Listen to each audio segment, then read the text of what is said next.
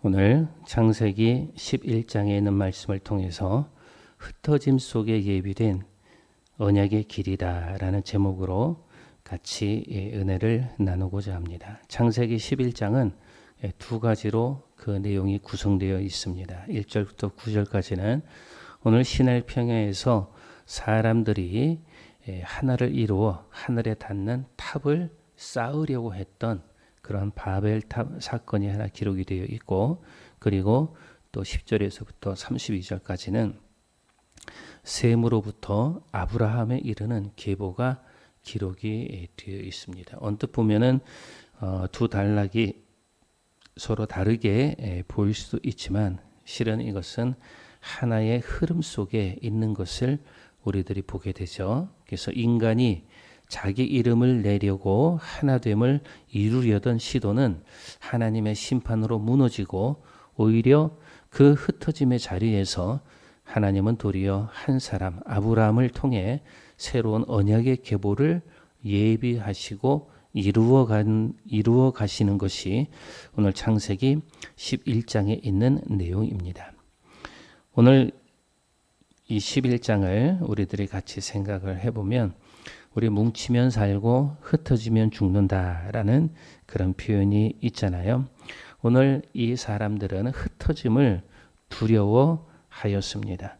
이 바벨 사람들은 이 바벨탑을 쌓는 그 이유, 그 동기가 분명했어요. 이들이 탑을 쌓고 그리고 성읍을 건설하고자 하는 그 이유는 우리 인간의 힘으로 하늘에 한번 닿아보자라고 하는 그런 의도와, 그리고 우리 이름을 내고 그리고 우리의 영광을 한번 취하자라고 하는 그러한 의도와, 그리고 세 번째로는 온 지면에 흩어짐을 면해서 우리가 똘똘 뭉쳐가지고 우리들이 살아가 보자라고 하는 그러한 동기를 분명 가지고 있습니다. 그런데 이것은 창세기 1장 28절에 있는 말씀에 너희가 생육하고 번성하여 땅에 충만하라고 하는 하나님의 명령을 정면으로 거스르는 그러한 시도인 것을 우리들이 알고 있죠. 이 바벨 사람들이 원했던 그 한화됨은 하나님 안에서의 연합이 아니라 하나님 없이 인간 스스로 쌓아 올린 성과, 또한 그 이름을 통한 결속이고 하나됨이었다라는 거죠. 이들이 바벨탑을 쌓고 그리고 또 성읍을 건설하는 그 이후에는 하나님은 없었다라는 것을 우리들이 보게 되는 것이죠. 오늘 우리도 우리의 신앙 공동체 안에서도 이렇게 하나님의 뜻보다 인간의 성취와 명성을 중심으로 뭉치려고 하는 그런 유혹들을 우리들이 경계해야 되는 것이죠. 그래서 우리들이 이 교회 안에서, 이 신앙 공동체 안에서 우리들이 드러나는 것은 하나님의 사랑과 하나님의 은혜가 드러나야 되는 것이지, 뭐 어떤 기관이 잘했다, 또 어떤 사람들이 잘했다, 어떤 모임이 잘했다, 또 뭐 우리 목사님이 잘했다, 또 우리 교회가 잘했다라고 하는 것은 우리들이 경계하고 우리들이 주의해야 되는 것입니다. 두 번째로, 하나님께서 이 바벨 사람들이 성읍을 짓고 탑을 쌓는 것을 보시고 이들을 심판하기 위하여서 내려오셨다라고 이렇게 기록을 해주고 있어요. 그런데 이것은 심판과 동시에 하나님의 보호의 조치이다, 보호의 손길이다라는 것을 우리들이 생각을 해보게 됩니다. 만약에 이 바벨탑이 온전히 다 쌓아졌다라고 하면 누구의 이름이 드러나겠습니까? 뭐 이들의 조상이었던 니무롯이 이들의 조상으로 그 이름이 높아졌을지도 모르죠. 또는 또 이 후대 가운데에 이 사람들 중에 리더격이 되는 사람이 아마 또 이들의 지도자로서 그 이름이 또 올라갈 수 있을지도 모릅니다. 만약에 그렇게 되었다라고 하면 이 사람들은 그 사람을 신격화시키고 우상을 섬기는 그런 죄악까지도 범하게 되는 것이죠. 근데 하나님께서는 이들이 그렇게 우상을 만들고 또 사람을 신격화시키는 그러한 것을 오히려 하나님께서 막으셨다라는 것을 오늘 우리들이 보게 됩니다. 어쩌면 이것이 또 이 심판 속에서 보여주는 하나님의 은혜의 그런 모습임을 우리들이 보게 되는 것이죠. 그런데 이렇게 하나님께서 언어를 혼잡케 해가지고 이들을 다 흩으셨잖아요. 언어를 혼잡케 했다라고 기록을 하고 있잖아요. 우리들이 사도행전 2장에 있는 말씀에 보면 오순절 사건을 통하여서 하나님께서는 그 흩어졌던 언어를 어떻게 하십니까? 다 모으시잖아요.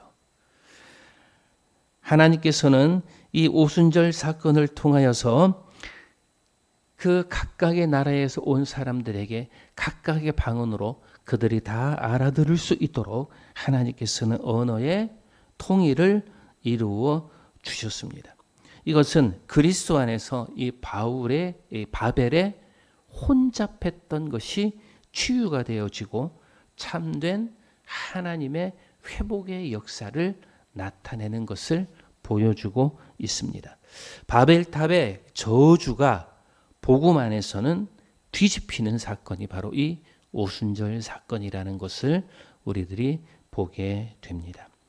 세 번째로는 하나님은 흩어짐 속에서도 언약의 계보를 예비하시고 준비하셨습니다. 이 사건 뒤에 바로 어떤 사건이 나옵니까? 셈의 족보. 셈에서부터 아브라함에게까지 이르는 그러한 족보가 기록이 되어 있습니다.